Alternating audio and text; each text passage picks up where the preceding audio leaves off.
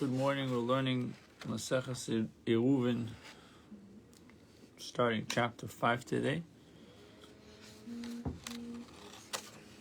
And yesterday we ended off with chapter 4. We're starting chapter 5. And this chapter is called Tractate Eruvin. How do you make an Eruv? So we're going to see it. It's inside. City boundaries and Tichum boundaries. The relevant terms in this chapter is going to be squaring a city, squaring the Tichum, and corners. Let's see. So the Tichum of a city extends 2,000 amas.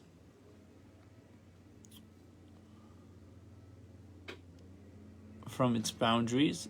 To establish a city's Tichum, its boundaries must first be defined. The Mishnah discusses the rules for establishing boundaries of a city and its Tichum, its borders. So, Ketzad me'abrin es ha'orim. How do we extend the boundaries of cities prior to determining their Tichum? Bais nichnas, bais yetze. A house is recessed and a house protrudes from the city's perimeter. Pogum nichnas, pogum yetze. Or if in a city surrounded by a wall, a tower is recessed and a tower is protrudes from the wall. Ayusham gedudiyos gvois asot tfachim. If there was ruins there 10 tfachim high, extending from the city's corners. Go to 53a1. Rishorim, or bridges, nefashis, tomb buildings.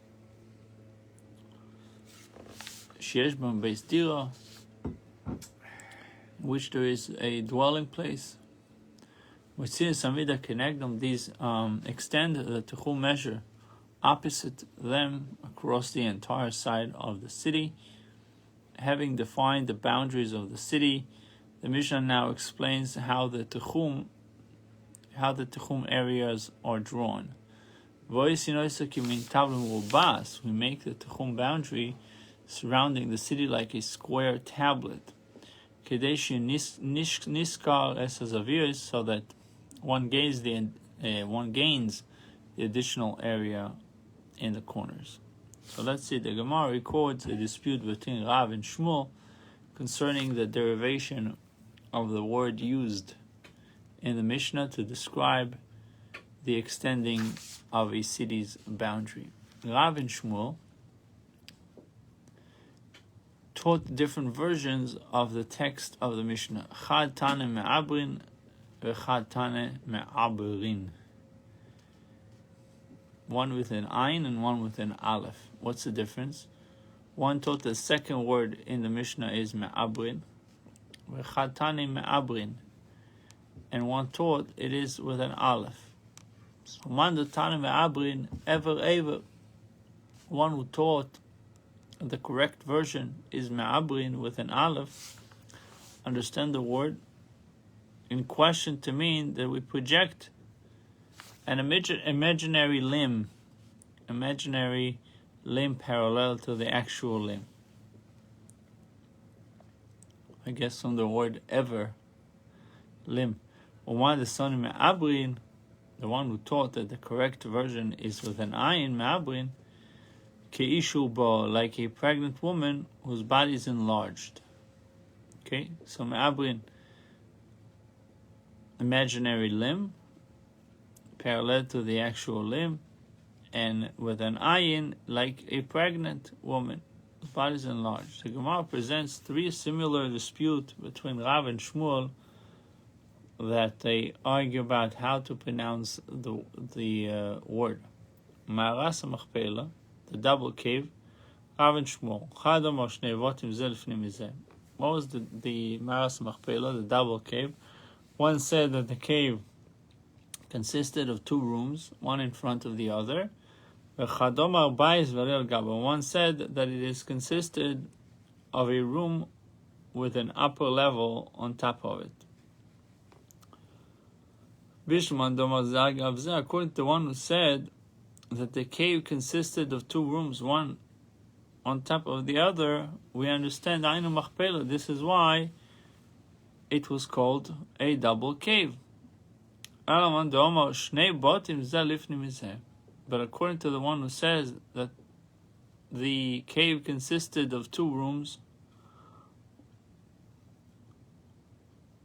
one in front of the other, what is meant by the word double?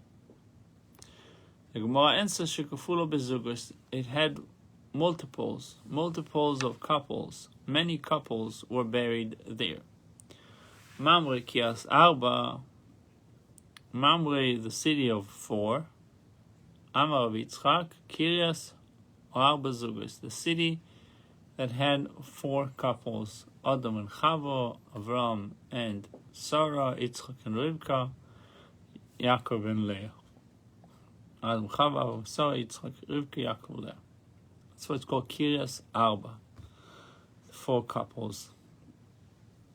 Vaibi Amrofel, Rav Shmuel. Again, the word Amrofel, same type of dispute. Who was Amrofel? Who was this guy? Yeah, it was the leader of four kings who embarked on a military campaign described in that chapter.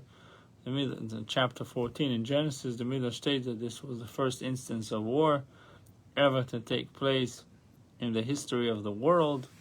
Amrofel is the one who introduced war into the world. However, another pasuk states that the world's first warrior was a man named Nimrod, and Cush begat Nimrod, began to be a mighty man in the world. First bully, I guess. Amrofel and Nimrod were actually, according to that, Amrofel and Nimrod were actually the same person who went under two names. Zav and Shmuel dispute which one of the two names was his real name and which one was descriptive. So that's really the dispute. What's his real name? Chadomar Nimrod. One opinion said his name is really Nimrod. So why did you call him Amrofel? Because Amrofel, and the word hipil, he caused him to fall, is similar. So what did he do? He's the one that threw Avram into the furnace, to a blazing furnace. Amrofel is obviously Hashem created a miracle, and to him it was nice and chilly in there. Amrofel is formed from the words Amar, he said, and Hipil. Amar, Hipil. He casted Avram Avinu. Chad Amar Amrofel Shmoy, and one said Amrofel was his real name. So why do you call him Nimrod? So we call him Nimrod because from the word Mored. Mored means to go against, to rebel. Because he led the whole world in rebellion against himself. It's against himself is just a euphemism for God. He caused the whole world to rebel against God. During his time, during his reign, Nimrod is formed from the word Himrid. He led in rebellion. Another dispute between Rav and Shmuel. It says in regards to the time the Jews were in Mitzrayim, the Jews were in Egypt. Vayokom al chodesh ha-Mitzrayim. Rav and Shmuel, again a machlokes. One says chodesh mamish, a new king arose, genuinely new king. One says it was the same. It was the same guy, the same king. It's just that his decrees were new decrees. Man damar chodesh mamish. Chtiv. According to the one who says that he was really chodesh, he was really a new king. And the one who says that he's a new king, you learned that from because it doesn't say he died and a new person reigned. It says Vayokom Melech Chodesh. Nowhere is it says, or nowhere is it written that the previous king died and a new king and a new one reigned. So the one that says in Ishchadshuk Zeroisov, Oksiva Shaleo Dais Yosef, according to the one who said that his decrees were new, how can the continuation of the verse be explained? It says that he didn't know Yosef. How can you say, if he came up with new decrees, how can you say he doesn't know Yosef? He doesn't know the legendary viceroy that saved the world. He made it as if he doesn't know Yosef. Of course he knew Yosef, but he made it as if. He seemed like one who did not know Yosef at all. He passed harsh decrees against the Jewish people as if he had never known Yosef. The Gemara returns to the question of the text of the Mishnah. Say arbe me'abrin, either iruv that represents limbs or pregnancy. Amar Rabbi Yochanan Simon 18 12 למדנו בדוד ויובן Menamenik Amar Rabbi Yochanan Yudches Yom Gidalti Etzel Rabbi Yishai Beribi. 18 days I spent with Rabbi Yishai Beribi. Rabbi Yochanan spent 18 days together with Rabbi Yishai. I learned from one thing about our Mishnah, the correct version of the Mishnah. How do we extend the city? Today they call it annexations. Extending cities. Ba'alef, with an aleph. So you say extending cities with an aleph. Me'abrim, the letter aleph. The Gemara says, is it so? Any? Rabbi Yochanan said, Yud Beis Talmidim Rabbi Yishai Beribi. Rabbi Yishai Beribi had 12 students. V'yudches yom g'dalti b'neim. And I spent 18 days among them. Ve'lomati leiv kol echad ve'echad. And I learned how clever each one was, and how knowledgeable each one was. So this implies Rabbi Yochanan learned considerably more than just one matter. The Gemara answers by stating that this is not the implication of Rabbi Yochanan remarks. Leiv kol echad ve'echad v'chochmas kol echad ve'echad gomer. You learn how clever each student was and how knowledgeable each student was. Gemara loy gomer, but he did not actually learn anything substantive,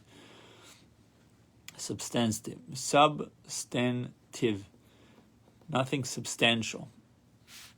He writes at 21, he did not learn any learning. He saw the beauty, he saw the wisdom, but he didn't learn. So he buys seima minayu didu goma. From the student themselves, he learned a great deal. Minei didi loy goma. Or you can say that he learned from the student, but did not learn from Rabbi Yishai Beribi himself. Or he meant only one item in our Mishnah.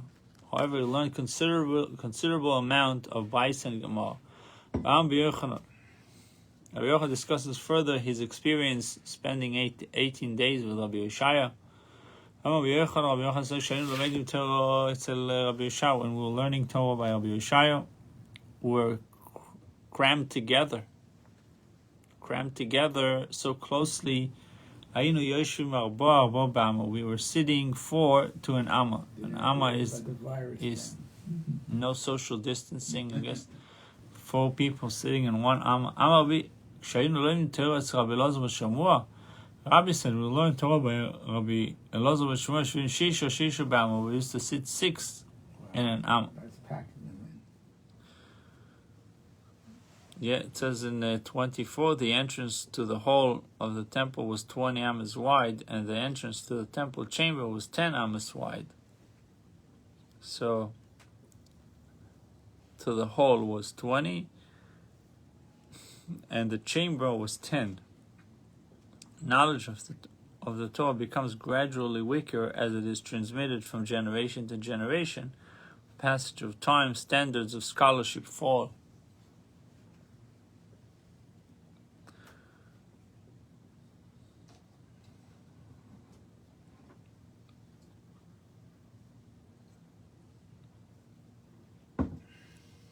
Am Yochanan Yeshua beribi b'deiro k'amei b'deiro. Yochanan said Rabbi Yeshua, Rabbi Oishaya in his generation was like Rabbi Meir in his generation. Ma Meir b'deiro lo chaver olam esav daita, for Rabbi Yeshua lo chaver olam esav daita. It says that the wisdom of Meir was so intense, was so extensive, that they could not understand him. And Rabbi Yeshua was similar in his wisdom. The people could not grasp his or fathom his greatness, his wisdom. The minds of the earlier scholars were as immense as the entrance to the hall of the temple. The heart was a tremendous opening.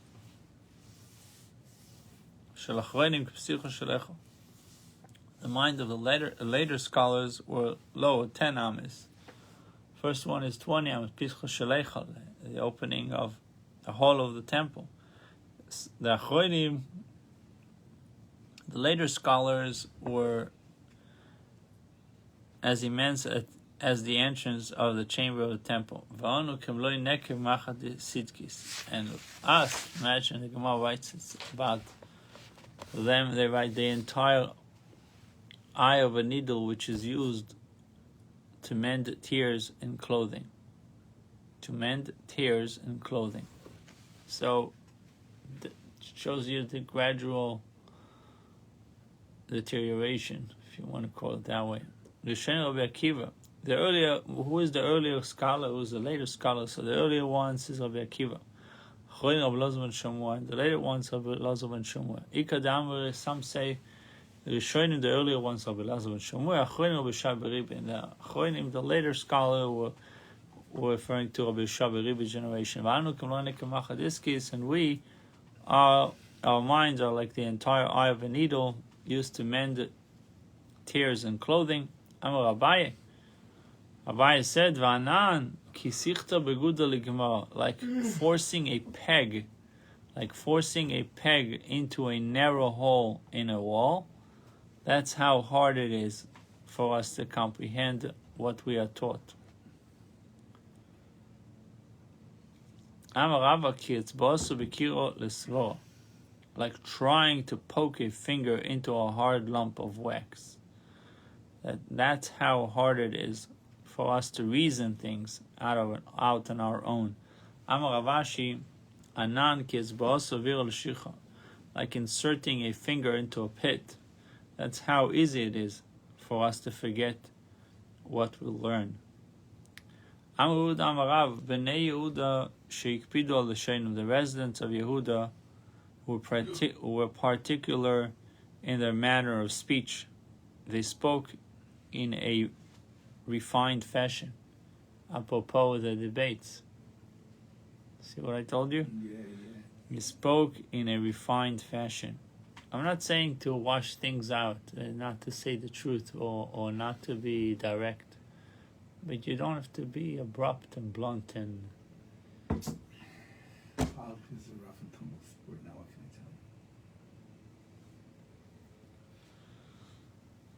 But you think about it, the kids are watching. What are millions of people watching? What do you teach them? That's another point. It's not just, I score another point, I humiliated the guy. No. Anyhow, so it says, they spoke in a refined fashion. Because of that, they retained their Torah knowledge.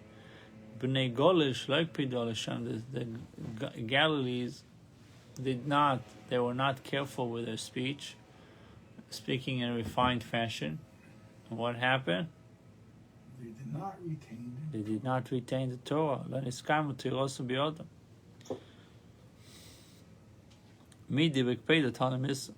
Does their retention of knowledge depend on being particular in one's manner of speech? What is the connection between retention and the way you speak? Ella, Bnei Yehuda, the residents of Yehuda were precise in matters of language. They meticulously recorded the exact language of the Torah they were taught. And assigned symbols to the teachings to aid in their memorization. So they had simonim. So therefore, niskayma tirosim biyodom, they're able to retain the Torah. B'nei Gol delodai kilishna, but the residents of Galilee were not precise in matters of language, v'lo misnachelu simono, and did not assign symbols to what they learned. Lo niskayma tirosim biyodom, they did not retain the Torah. The rest of Yehuda who learned from only one teacher, they retained the Torah knowledge. And Bnei Gol learned from many rabbis, so they did not retain the Torah knowledge. Ravina says no, it's a different reason. The rest of Yehuda elucidated the Talmudic tracts, and because of their elucidations, they were able to retain their Torah knowledge. And the Galileans did not elucidate on the tractates of the Talmud. They did not retain the Torah knowledge. David elucidated the Talmudic tracts. It says in 32, David studied Torah intensively and was an authority in halacha. On the other hand, Shaul was not. Shaul did not elucidate the Talmudic tracts. David in reference to David, who elucidated the Talmudic tracts. It's written, those who revere you, those who revere you shall see me and rejoice, shall see David and rejoice. That is, those who fear God will delight in the accuracy of David's halachic decisions. Shaul in reference to Shaul, who did not elucidate the Talmudic tract, it is written as call of Asher Yifne, wherever he would turn, Yashia, he would do wrong. His halachic decisions were inaccurate. Were they more poor in Galilee, and that's why they spent more time farming than studying? Well, it says that there are many other reasons that it's possible that they learned from many rabbis. They weren't speaking in a refined fashion. So many other reasons, not necessarily that they were poor.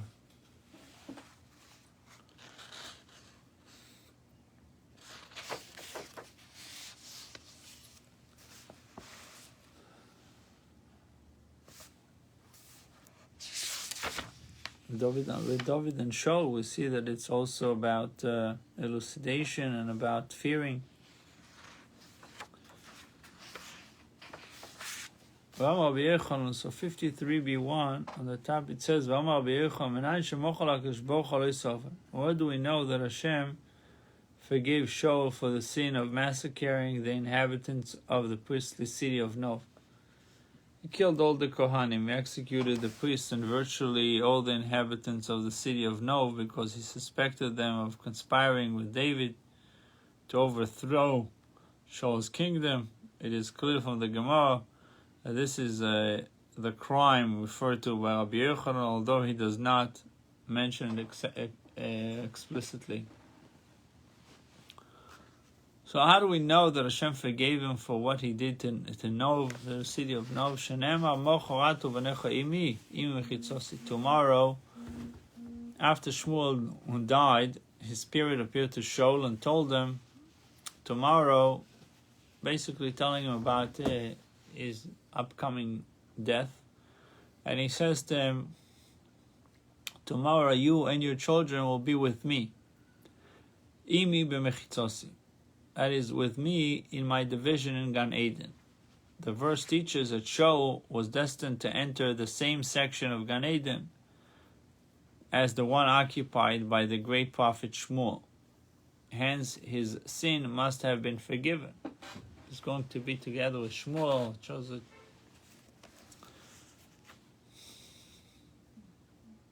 having mentioned that the people of Judea are careful to record the language of the studies accurately, and they put symbols. They find, mnemonics to remember the learnings. The Gemara now records their opinion on the issue of the text of our Mishnah, as well as on another linguistic problem. Amar Rabbi Abba I'ika Demashi Lehu Levnei Yehuda Dedaike Lishnei. If someone asks the people of Judea, who are precise in matters of language, about the text of our Mishnah, Me'abrin Tenan, whether we learn Me'abrin with an Aleph, or Me'abrin Tenan, or we learn Me'abrin with an Ayin. Akuz Tenan, and concerning the Mishnah, Tractate Brachos, whether we learn Akuzoi with an Aleph or Akuzoi with an Ayin.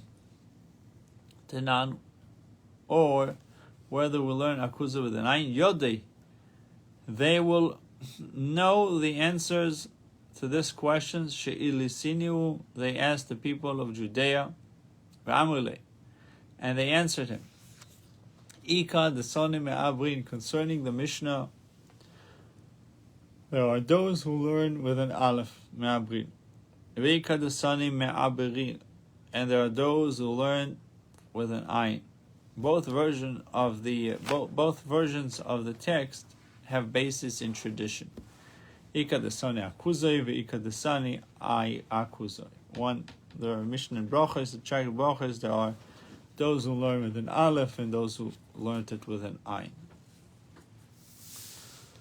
It was stated above that Judea or Judeans are precise in matters of language, whereas Galileans are not. The Gemara illustrates these traits with some actual occurrences. B'nei Daike Lishna Mayu.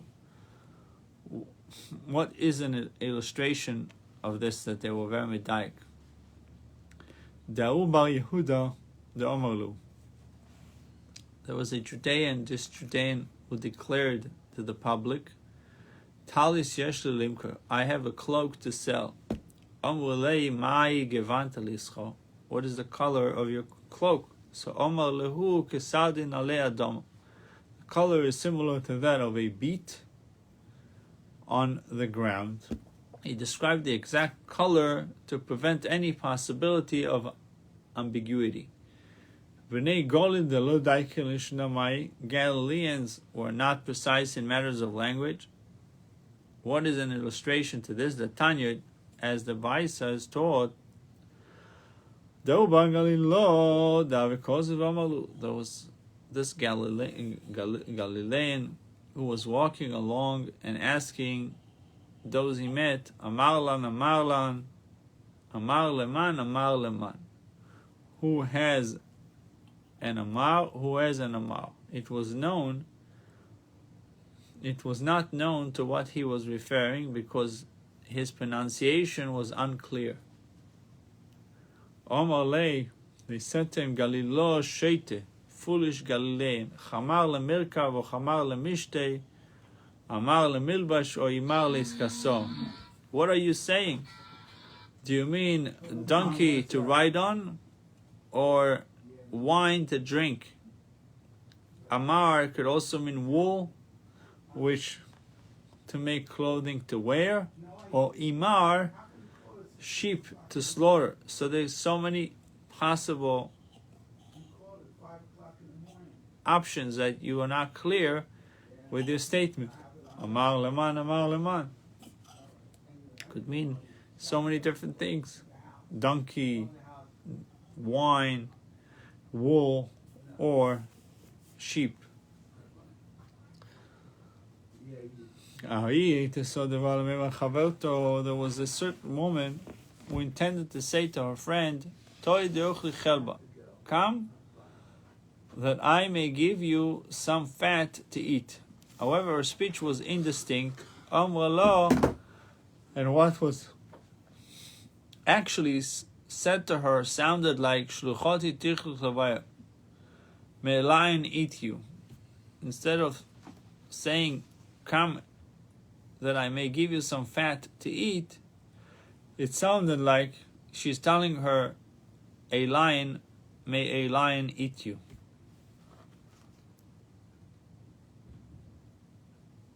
The difference between the word shluvoti, my friend, or shluchoti,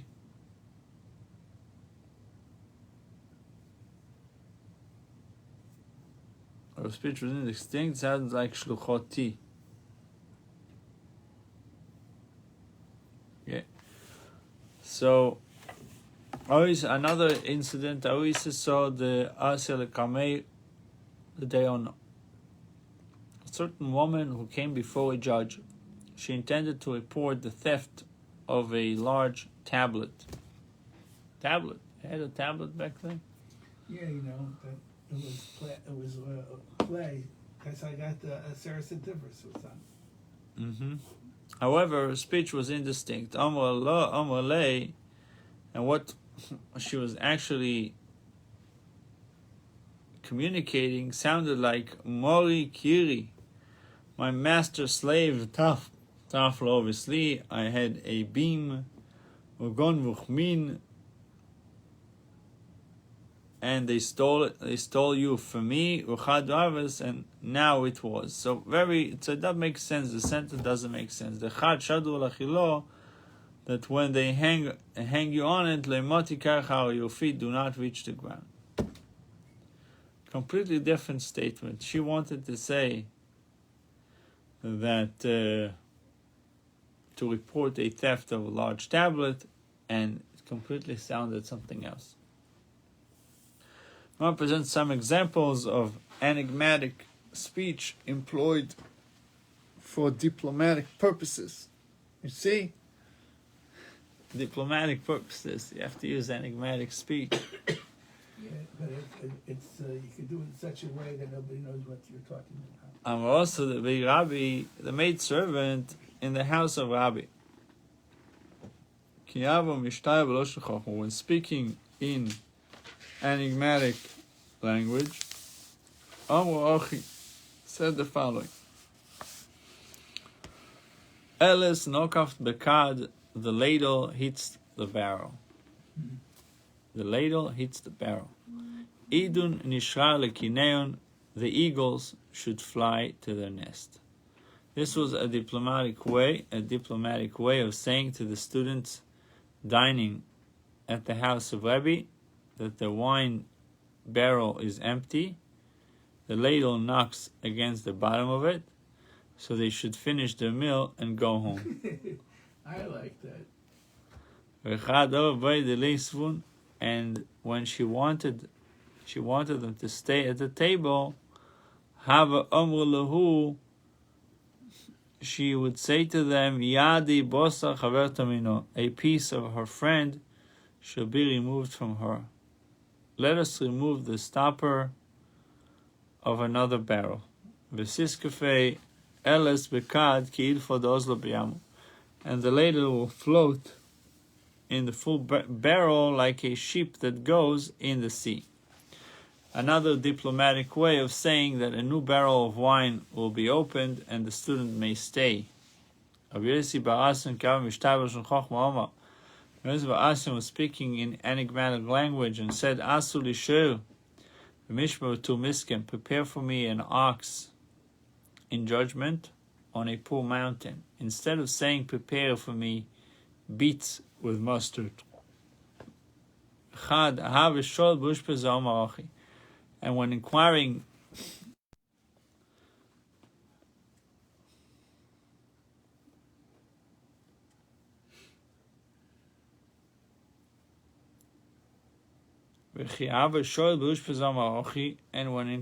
after the welfare of an innkeeper, said the following: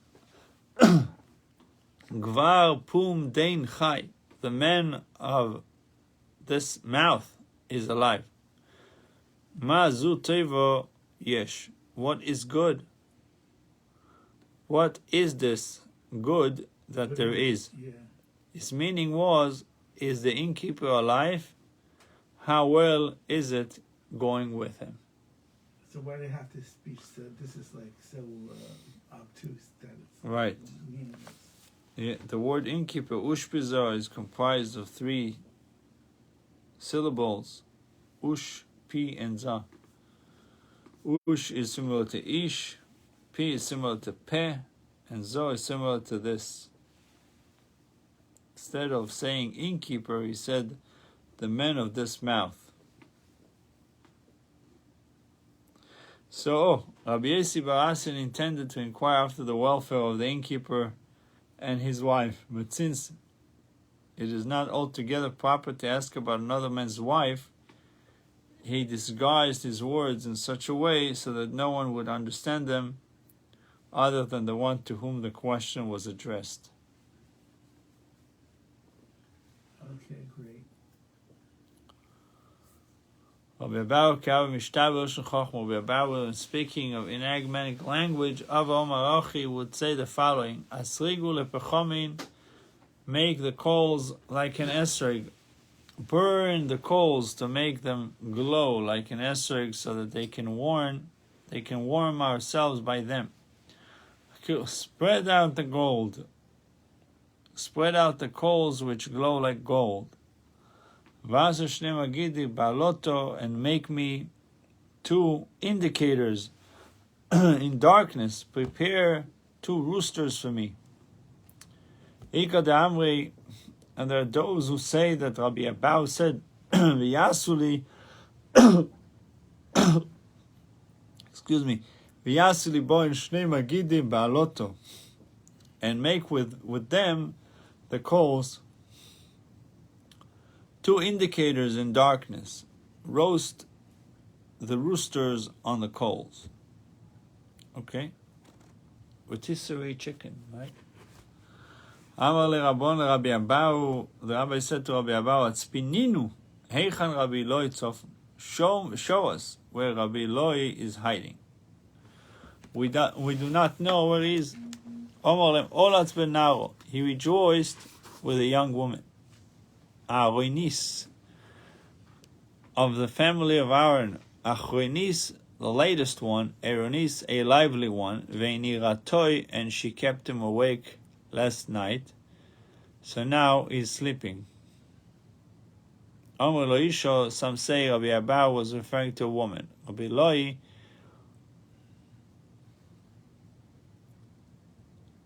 I remarried. yeah. So Rabbi Eloi had remarried and had stayed up the previous night with his new wife. Yeah. And some say it was a reference to a tractate. Rabbi Eloi had stayed up in the previous night studying a tractate.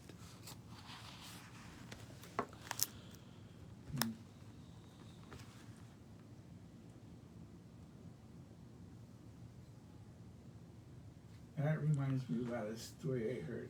There was a guy, he was a blacksmith, and all he could do was learn one masecta. I forgot the masecta was. Anyway, he wanted to learn for his whole life, and he died, and he didn't have any money. And all of a sudden, this woman, a beautiful woman, came and said, "We have to bury this person." And she was and she was named after them. She was like the masecta. Did you ever hear that story? No. Amar Rabbi Eloi, Aspinunu echan Rabbi Abahu tzofin. Show me where Rabbi Abahu is hiding. We do not know where he is. Amar Loen, and Rabbi Abahu replied to them, Nisyotz u'machtir. He took counsel from the one who crowns. Ve'ingiv leMephibosheth, and went south to Mephibosheth. He was granted permission by the Nosi to go and learn from the great scholars who live in the south. This is a famous story. Rabbi Yehoshua ben Chananya said, in all my days, no one ever got the better of me in a verbal encounter, except 3 times. Except for a woman, a little boy, and a little girl. Isha Mai, what happened? What was the incident with the woman? Once I was staying at a certain inn. Osli poilin, the hostess made me beans. On the first day I ate them and I did not leave over any of them. No leftovers. Shnia lo shiatim klum. The second day she served me beans again. I did not leave over any of them. On the third day she burned them. What does it mean she burnt them? With too much salt. As soon as I tasted the beans, I withdrew from them. Rabbi, why are you not eating? I already ate during the daytime. Perhaps you did not leave over a portion of beans from the first servings, and that is why you are leaving over the beans now. For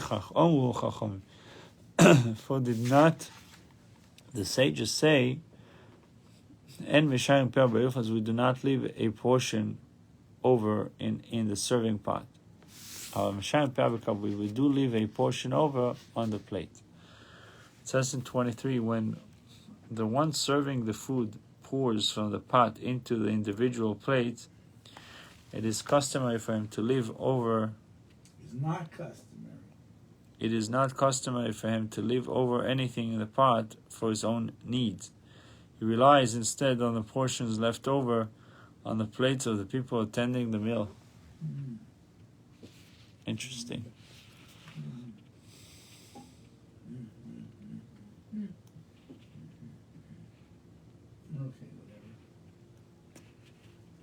Well, he's just serving, and he didn't leave anything in the pot because he thought the people. From other people. Yeah. That's what he ate.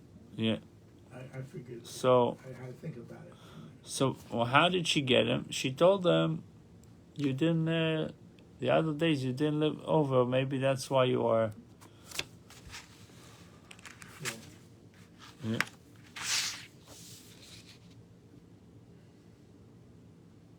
It says in 22, as a matter of etiquette, a person should not finish all the food on his table, on his plate, but instead should leave a portion of it untouched. This leftover portion is a gratuity for the servant who served the food. Rabbi Yeshua had failed to observe this practice, so his hostess deliberately contrived to bring it to his attention in a subtle and non-offensive manner. Okay.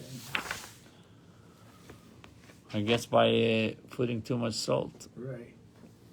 Tinoikas Maihi, what was the incident with the little girl?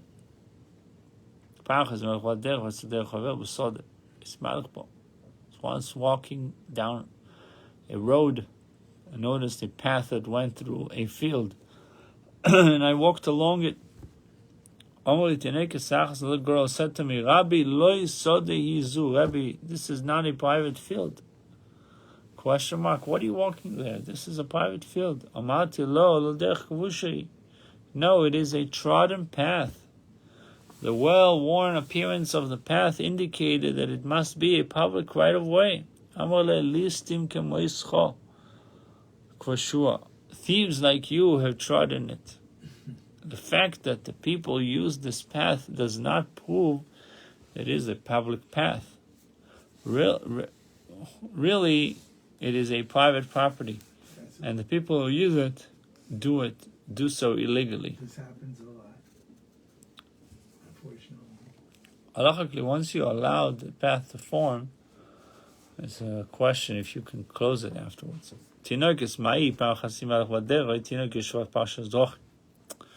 Once walking, and I saw a little boy sitting by a fork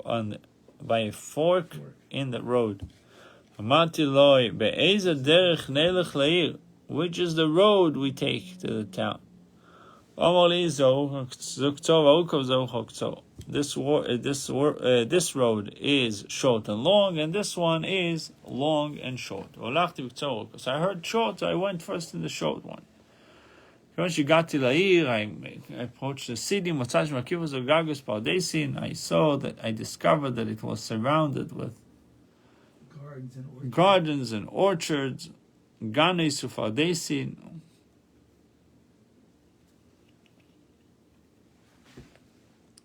Chazalti achor, so I had to turn back. Amarti lo, I got back to him and said, Beni, alo amarti li k'tzor, didn't you say it's a short and long? Amar li, v'lo amarti charuko, did I not tell you that it's also long? So neshakti al roisho, I kissed him on his head. Amarti le, ashrechem Yisrael, shekulchem chacham g'delim atem, praiseworthy are you, O Israel, for all of you are very wise.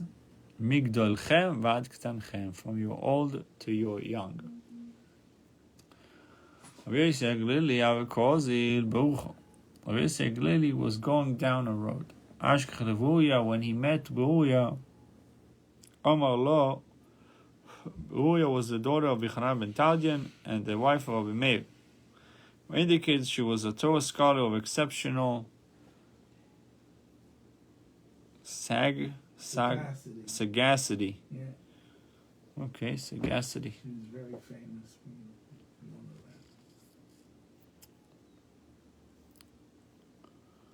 that. So Rabbi Glili is meeting Beruya, the daughter of Yochanan ben Taldian and the wife of Rabbi Meir, Chanino. Anyhow, so Omar lo, he asked which is the road we take to Lud? Omar le Galili Shaite, foolish Galilean. Do not. She said to him, didn't the sages teach us do not indulge in excessive conversation with a woman? Instead of saying to me, 4 words, you could have said it with 2 words. The Gemara quotes another incident involving Beruya, which introduces a series of teachings on the importance of studying the Torah out loud. Beruya encountered a certain student, who was reviewing his studies quietly. So she kicked him.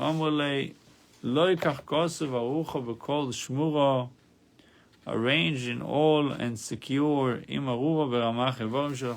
your learning is arranged in all your 248 limbs, mishtameres, then it is secure and will not be forgotten. Wow.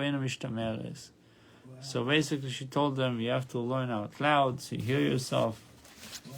And then you'll be able Beautiful. to remember. Buchim to you. Beautiful.